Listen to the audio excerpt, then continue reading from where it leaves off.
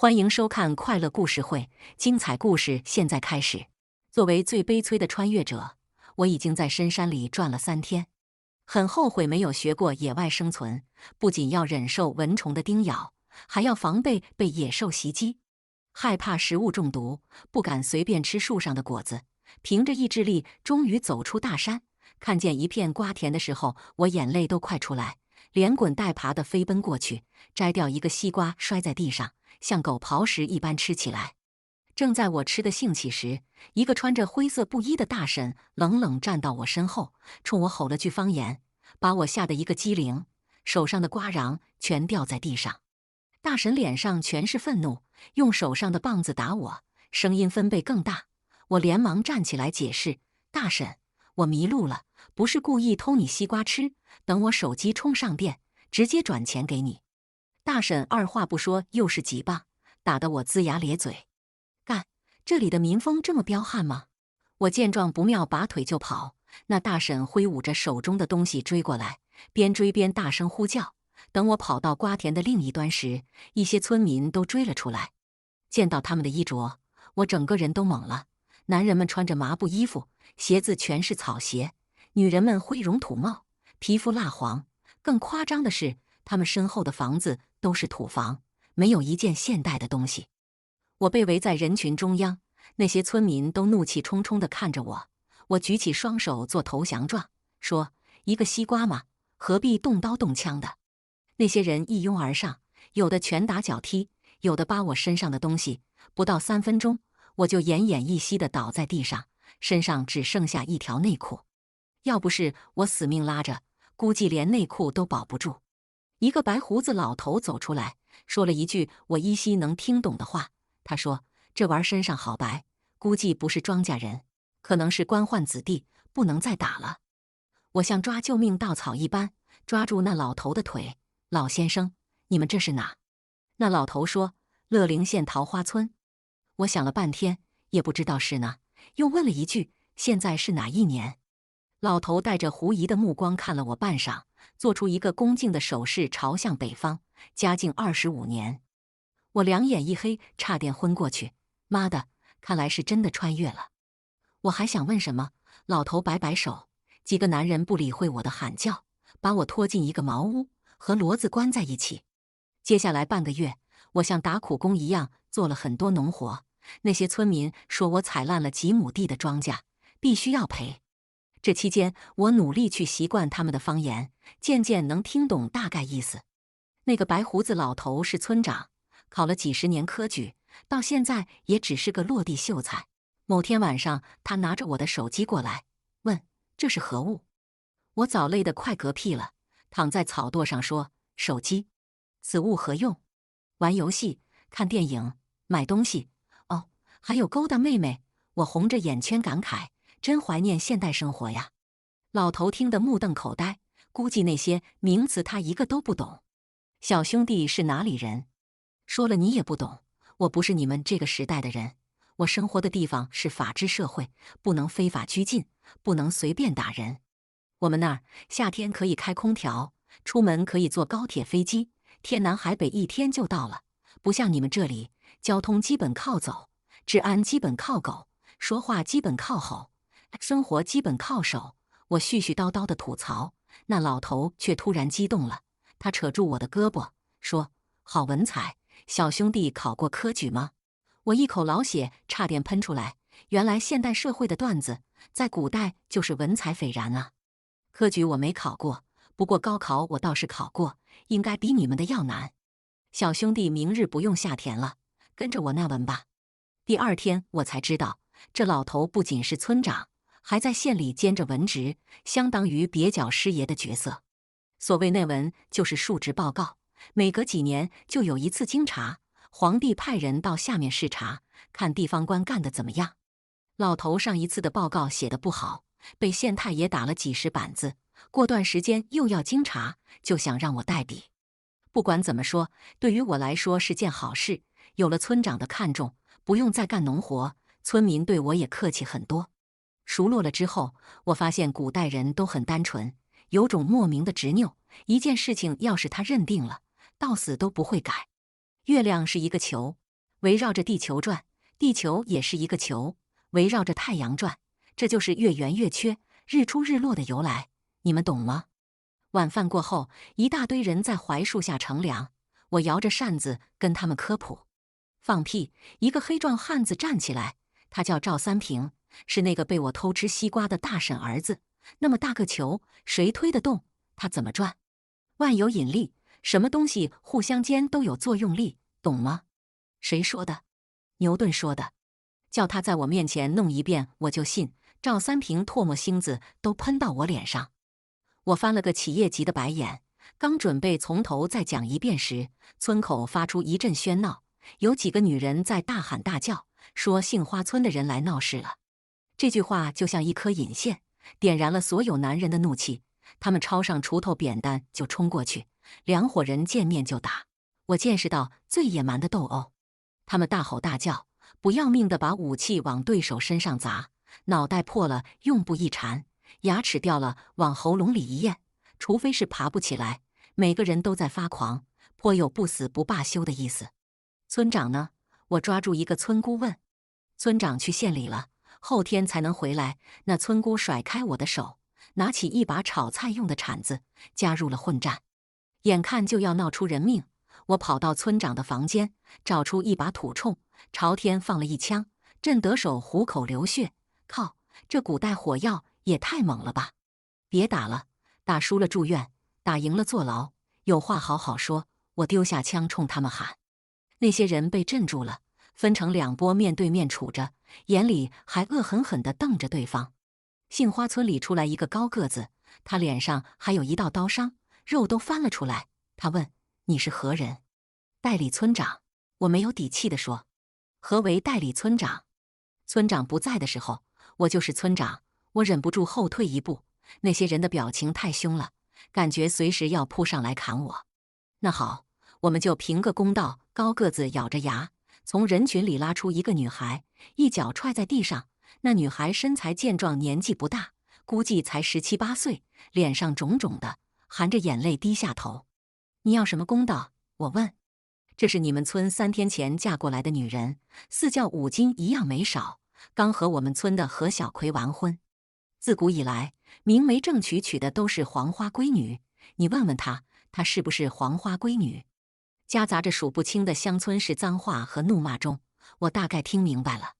那个女孩是桃花村3天前嫁过去的，名字叫平儿，今年17岁，父母知命媒妁之言，和杏花村的何小葵结为夫妻。洞房花烛夜，何小葵发现平儿没有落红，勃然大怒下打了她，找到他们村的村长，带着人过来闹事，要求平儿父母把彩礼全部退回去。平儿楚楚可怜地坐在地上，我把她拉起来，背着人小声问：“你之前谈过恋爱？”平儿擦擦脸上的眼泪：“什么是谈恋爱？”我拍拍脑袋，问得更直白一点：“你之前和别的男人睡过觉吗？”平儿条件反射般摆手，脑袋摆得像拨浪鼓：“没有，没有，绝对没有。”我仔细审视她的表情，平儿是标准的农家少女，一言一行还带着些稚气，脸涨得通红，嘴角全是委屈，不像是在撒谎。杏花村的人吵吵嚷嚷，我把平儿护在身后，对他们说：“第一，你们这种封建思想是可笑的，这种事在我们那个年代根本就不叫事。第二，处女膜在青春期也有可能破裂，不一定要行房事。我有个高中女同学，就是骑自行车破了。还有最重要的，不一定第1次就会见红，有可能是第2次或是第3次。你们不能太武断。”所有人听到我这番话，都露出脑震荡的表情，偌大个空地鸦雀无声。杏花村的村长回过神来，指着我吼：“你说的话，我们一个字都不懂，到底退不退彩礼？”那些人又抄起手里的家伙，武斗一触即发。我看着人群中的何小葵面露难色，突然灵机一动，让何小葵出来说话，问他第1次他花了多次时间。何小葵脸像个酱猪肝，垂着脑袋不吭声。我又追问了几遍，何小葵说不记得了。平儿在我身后声若蚊音地补了一刀。刹那，我用尽力气才憋住笑。2个少男少女不经人事，和小葵童男之身，也许还没进入正题，就一泻千里了。只记得父母要他检查落红。我说：“何小葵，你先带平儿回家，2个人多是几次？3天后若是还没落红，我们把彩礼退给你，亲自登门道歉。”杏花村的人陆陆续续走后，我长吁一口气，真庆幸大学时上过生理卫生课。3天后，何小葵和平儿回到村里，带着一些礼物。何小葵脸色尴尬地把自家酿的果酒放到桌子上，对我鞠了一躬：“多谢先生，没有你，我和平儿的姻缘就散了。”我看到他眼眶黑肿，脖子有几道抓痕，估计是真相大白后，平儿给了他一顿收拾。我让何小葵坐下，跟他讲我们那个年代的事情：夜店的美女穿超短裙跳舞，短视频里的妹妹随便亲人，大学附近的酒店夜夜笙歌。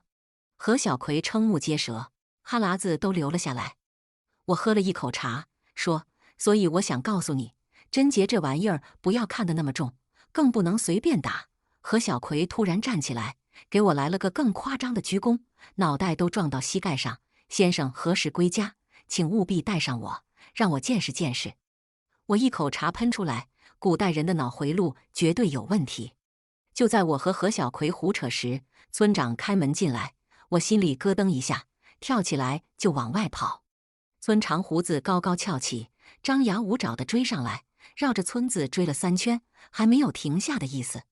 明朝的文书特别麻烦，因为科举考的都是八股文，要求平仄对仗，声调高低也要相对成文，对京官的内文也有这要求。我一个学白话文的哪懂这些，抓耳挠腮写了一页，只写了300多字，后面的全用歌词填充。看村长那劲头，估计又挨了板子。跑到第5圈，我终于跑不动了，弯着身子求饶：“打人不打脸，打脸伤自尊。”村长也累得气喘吁吁，用力抓住我的衣领：“小兄弟，你跑什么？县太爷看了你的文章，要向上面推荐你。”啊！我的嘴里可以塞下一个鸡蛋。尤其是这句“天青色等烟雨，而我在等你”，炊烟袅袅升起，隔江千万里。县太爷看到时拍案叫绝，说此文可流芳千古。村长喝一口茶，摇头晃脑地夸我。我捂着脸，不知该哭还是笑。县太爷还说要向浙江巡按监察御史胡大人推荐你，胡大人求贤若渴，定能让你一展宏图。哪个胡大人？胡宗宪胡大人啊，皇上和严阁老眼下的红人，这你都不知道。我陷入沉默，好歹自己是社会主义接班人，去古代朝廷当官算怎么回事？村长见我沉吟不语，自顾自地收拾东西，他身后还站着一个少年，皮肤黝黑，满脸野气，目光如炬地打量我。这个人是谁？我问村长。又一个偷瓜贼！村长像是才想起来这件事，一脚踹到那少年的屁股上，大声斥喝：“去，把麦子磨了！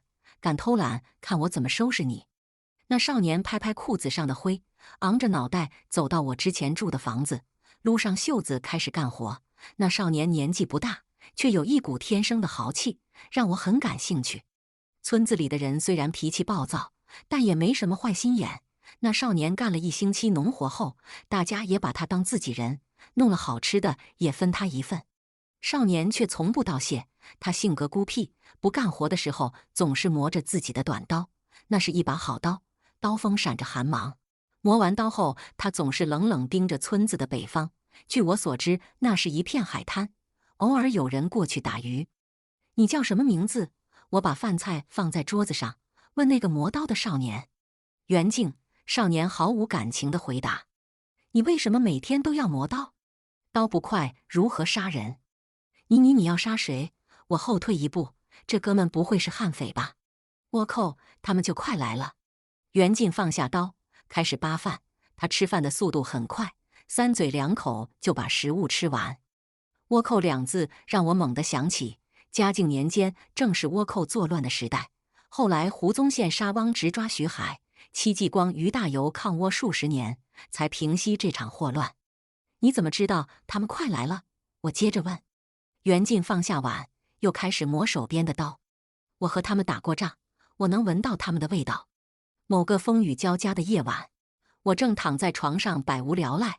古代人夜生活太贫瘠了，又没电视，又没烧烤，日出而作，日落而息。我这种夜猫子还没习惯。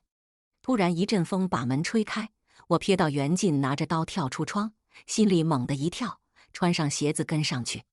袁静弯着身子，就像一只灵活的猫，在庄稼地里毫无声息地穿梭。走了大概半小时，终于到了村北面的海滩。我屏气凝神，缩在一块大石头后面。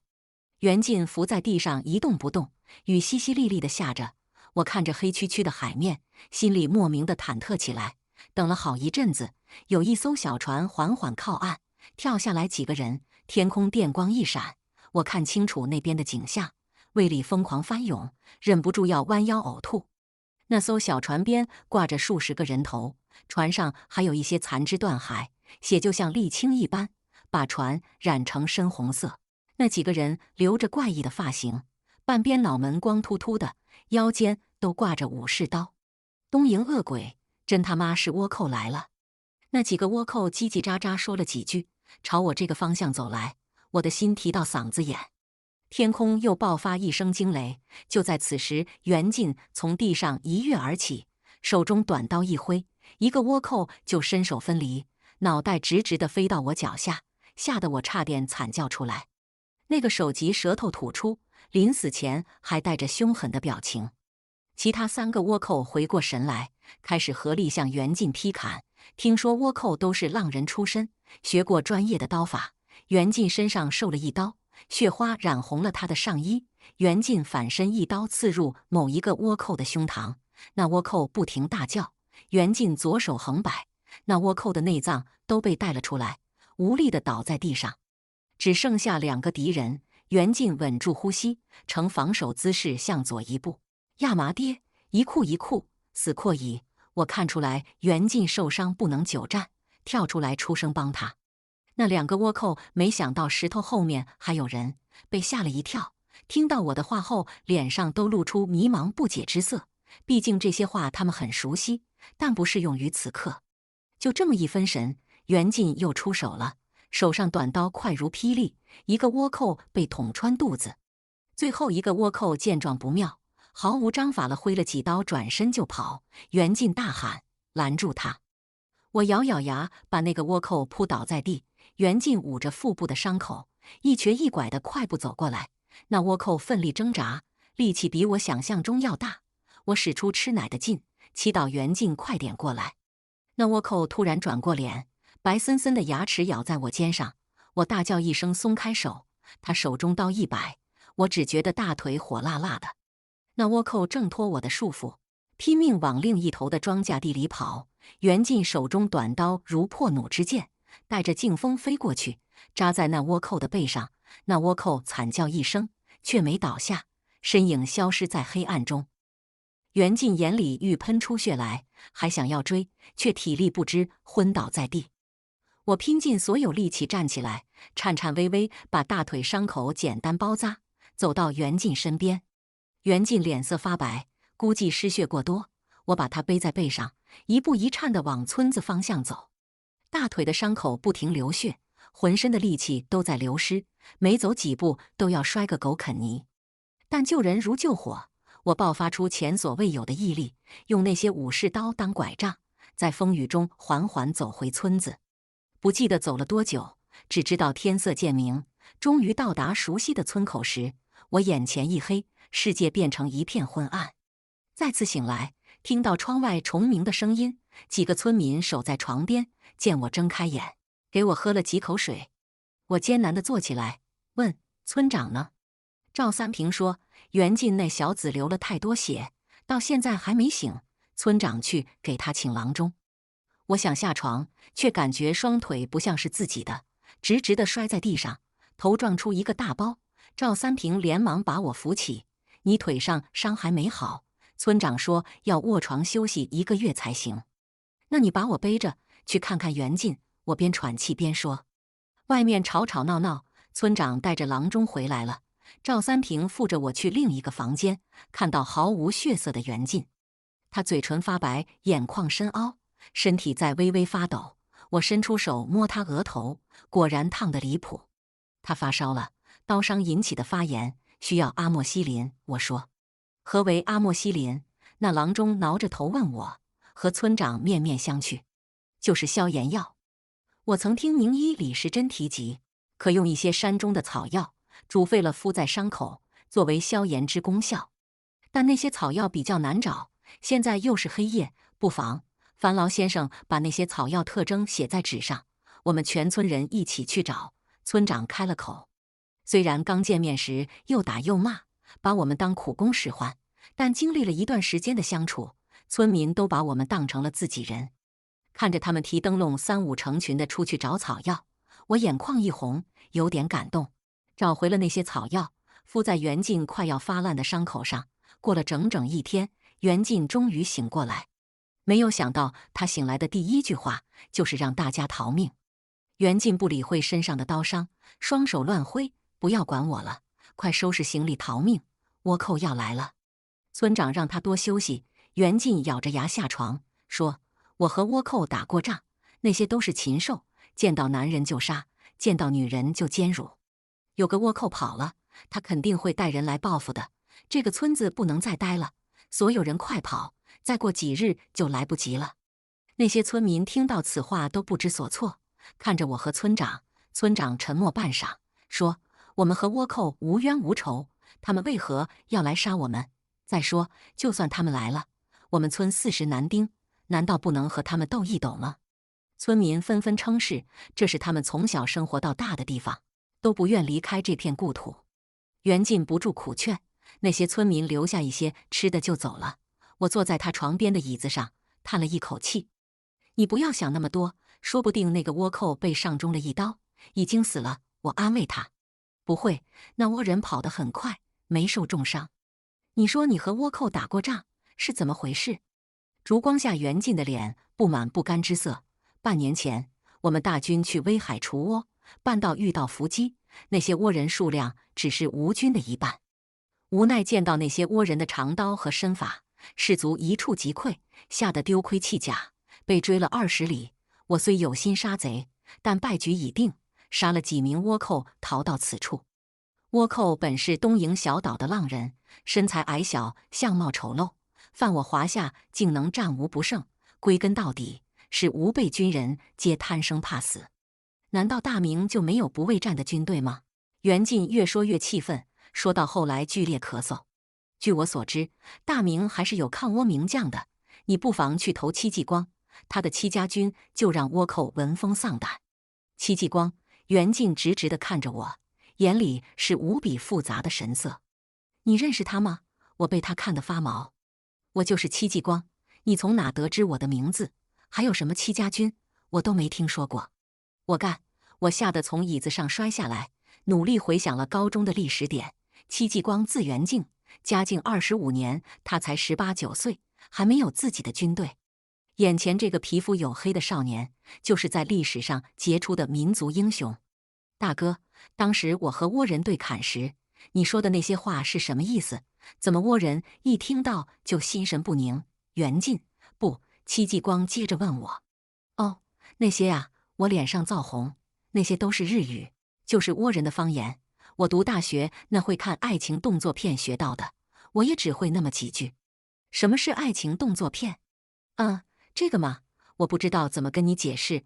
我尴尬地咳了咳，给他倒一杯水。山河破碎风飘絮，身世浮沉雨打平。戚继光长叹一口气，沮丧地靠在床板上。看得出来，在经历了几次战败后，他对自己的能力产生了怀疑。一个人失去了信念，还怎么能成事呢？我给你讲讲我们那个时代的事吧。我拍拍他的肩膀，让他看着我。我自己没经历过，是我祖父辈经历的战争。那时我们中国一盘散沙，各地军阀混战，国力贫瘠，民智未开。日本军队相当于现在的倭寇，发动了侵略战争。那时他们军队战斗力高，武器也比我们的好，试图用武力征服我们，打下一个城市就烧杀抢夺，犯下滔天罪行。最禽兽的一次，他们攻下城，居然屠杀了30万手无寸铁的平民。即使是这样，我们从没放弃抵抗。武器比他们差，就拿命和他们拼；城市被抢占，就躲进大山打游击。这场战争是用勇士的鲜血和生命坚持下来的，最后的最后，还是我们赢了。我严肃地看着他，想让他明白我的用意。戚继光被我的情绪所感染，紧紧握着拳头。因为我们华夏民族是绝不屈服的民族，也绝不缺乏视死如归的英雄。当每个人都有信念和勇气时，没有人能击倒我们。那些跳梁小丑，迟早会为他们的猖狂付出代价。说得好，先生，请助我一臂之力，和戚某一起杀退来犯之敌。戚继光伤口迸裂，眼里却闪着兴奋的光。他一一道地，求我当他的军师。一夜长谈后，我们都困了。屋外的公鸡正在打鸣，我拄着拐杖准备回自己的房间睡觉，看见一个浑身是血的人跑进村子。那人神情癫狂，扯着嗓子喊：“杀人了！杀人了！”村民陆续开门围过来。我走近一看，发现他居然是杏花村的何小葵。他满脸血污，嘴角不断抽搐。小葵，怎么弄成这样？平儿怎么没跟你一起回来？平儿的母亲也认出他，抓着他胳膊问：“平儿被那群畜生，他用剪刀自尽了。临死前托我来给你们报信。”何小葵眼睛血红，就像要杀人的样子。谁干的？土匪还是山贼？你们村子的人呢？村长问。是倭寇，那群畜生见人就砍，他们戴着恶鬼面具。我们村的人都死光了。两行眼泪从何小葵脸上淌下来，他的声音哑了。怎么会这样？村长后退一步，脸色苍白。我跳到河里，拼了命的求水过岸，赶过来向你们报信。你们快走吧！他们正向这边赶来。何小葵哆哆嗦嗦站起，转身往村口方向走。你去哪？一个村民大声问。我要找他们报仇，哪怕只杀一个，也算我赚了。何小葵身形佝偻，但脚步迈得很坚定，复仇压过了他的恐惧。他紧紧握着手上的柴刀。天空一片阴霾，每个村民脸上都镀上灰色。怎么办？那些人都看着村长，拿起武器，准备御敌。村长深吸一口气，大声下令。全村人都动起来，男人跑到家里拿干活的农具，女人则拿着切菜的铁刀，熙熙攘攘堵在村口。你们快跑！你们是打不过那些倭寇的，他们杀人不眨眼，是训练有素的刀客。戚继光挡在他们面前，因为牵动伤口，血又顺着上衣流下来。嘣！我用铁锅砸在他脑袋上，戚继光两眼一白，就倒在地上。那些村民都目光茫然地看着我。各位叔叔婶婶，各位大哥大姐，求大家一件事。我跪在地上，脑袋磕在土里。我知道怎么劝你们都不会听，请你们派3个人把袁进送到安全的地方，我留下来陪大家御敌。他在未来会成为将军，会带领军队杀光来犯的倭寇。他是有为之身，不能死在这里。此仗有死无生，但我会和各位共存亡，守护我们的村子。拜托你们，一定先把他送走。拜托大家！我一个接一个的磕头，额头火辣辣的，估计流出不少血。一双手把我拉起，村长温和地对我说：“我答应你就是。”我还没来得及道谢，身体就凌空而起。赵三平那王八蛋把我扛在肩上，另一个男人把戚继光背起，带着5、6个孩童藏进一个狭小的地窟。赵三平用木板把出口封住，在上面铺了些茅草。我大声叫骂，问他是什么意思。赵三平说：“若是我们都死了，请先生为我们报仇。”说完，他揉揉手，拿起家伙跑回到村口。我隔着木缝能依稀看到外面的画面。一股狂风袭来，空气中带着令人发呕的血腥味。马蹄扬起的灰尘在道路的尽头滚滚翻腾，倭寇的喊叫声遥遥传来。那些村民脸上都是汗水，却没人后退。倭寇大军来了，那些戴着恶鬼面具、手上武士刀还有血迹的倭寇，以冲锋的速度杀过来。杀！村长大吼一声，脖子青筋暴起，拿着锄头第一个冲上去。杀！所有男人前仆后继，冲向倭寇大军。这是一场没有悬念的战争。拿着农具的农民面对专业厮杀的倭寇，就是一面倒的被屠杀。不到10分钟，大部分男人都被砍倒在地，血染红了路边的庄稼。赵三平胳膊被砍断，把刀换到另一只手，砍到一匹马身上，马上的倭寇大喝一声，一刀砍到他脖子，赵三平的脑袋飞到瓜田。那是我第一次驻留的地方。村长肚子千疮百孔，死死地抱着一个倭寇的腿，倭寇一刀斩下，被砍断的那只左手却依然死死抓着那条腿。躲在地窟的孩子们全部哭起来，他们吓得发抖。我把他们抱在怀里，用手捂住他们的小嘴，免得哭声传出被那群倭寇听到。戚继光躺在角落，他脸色发白，不知还能不能撑下去。战斗很快结束，只剩少许老弱妇孺被围在中间。一个穿着深色袍子的浪人走出来，他拿出一把刀，问：“我们不愿多杀无辜，只要你们把此刀的主人交出来，就放过你们。”他的中国话说得很流利，估计在中国待了一段时间。那把短刀是戚继光随身携带的，每个村民都认识。我额头涌出汗来，在死亡的恐惧下，他们会不会交出我们？畜生！王八蛋！你们都不得好死！赵三平的母亲红着眼大骂，他是我穿越以来见到的第一个人。八嘎！一个浪人手起刀落，那个善良的农妇倒在地上，背上一道渗人的伤口，血像山泉咕噜噜往外冒。你知不知道？那个浪人指着另一个村妇。呸！那个村妇一口唾沫吐在他脸上。那浪人发了狂，手上长刀挥舞。那村妇的四肢都被斩断，在地上不断惨叫，但也载不住大骂。你来说，又揪住一个14岁的孩子，那孩子个子不高，却执着地跟着他爹去御敌，没有和我们一起躲进地窟。操你姥姥！要杀就杀，老子不怕你！那男孩昂着脑袋，狠狠地看着那倭寇，又是一刀。男孩的尸体依旧瞪着那些倭寇，我浑身发抖，热泪忍不住滑落。要用所有的力气，才能压抑住自己，不去和他们拼命。那些一直被我取笑、执拗固执的村民，让我见识到想象不到的勇气。面对屠杀酷刑，没有一个人求饶，没有一个人供出我们，他们只是站直身子，怒骂那些没人性的浪人。只剩你一个了，到底说不说？深袍倭人擦擦刀上的血，问面前的女人。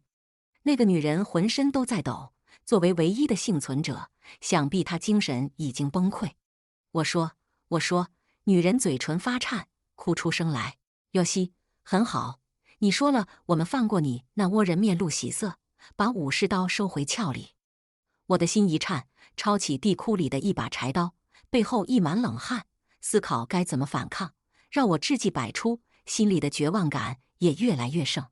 他在，女人声音越来越弱，几乎要昏过去。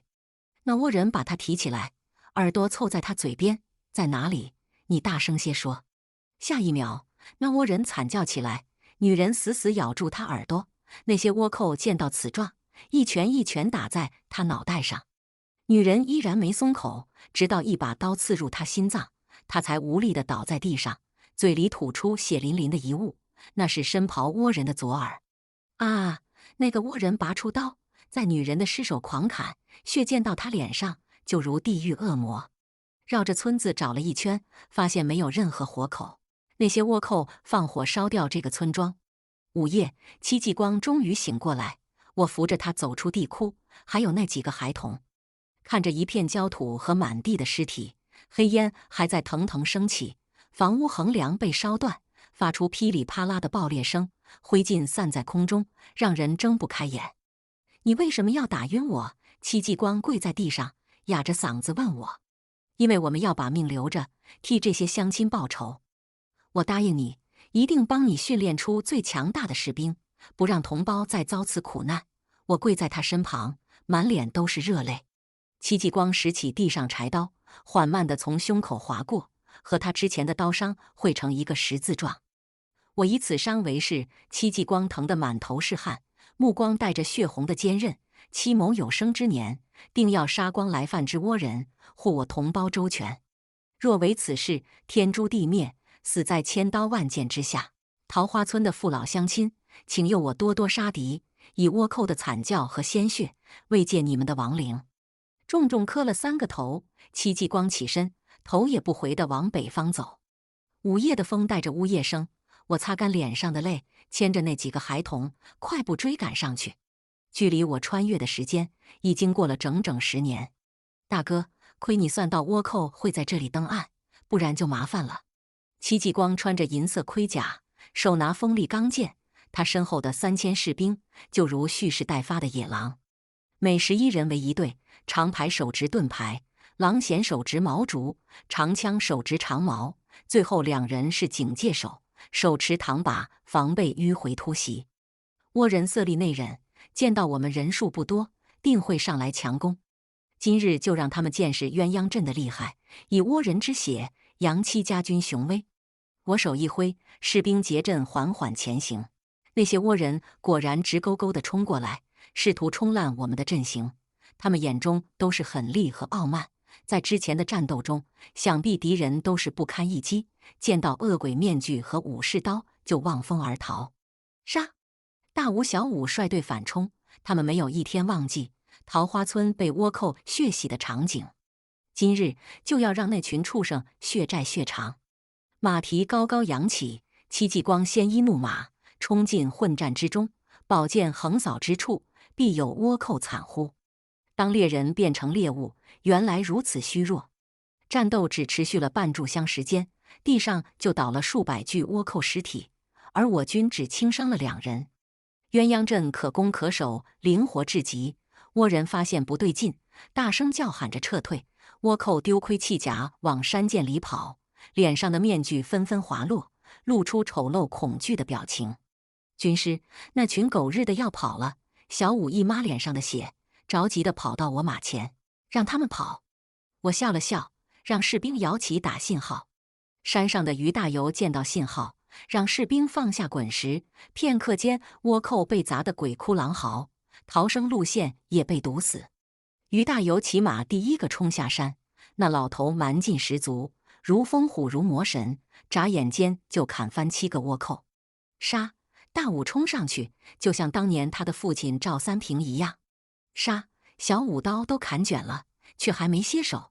他想起自己的外公，那个古板又仁义的村长。杀！所有士兵齐声呐喊，脸上和那时何小葵的表情一样。晚霞似血，杀声震天。倭寇已被彻底击溃，所有浪人都战意全无，丢盔弃甲四散而逃。有的扯住同伴挡刀子，有的慌不择路跳崖，还有的已经跪在地上，幻想靠求饶来保命。从那一天始，一直到倭寇之乱的终结，戚家军成了死神的代名词。倭人闻之则胆裂魂飞。精彩故事下期更精彩，感谢收看。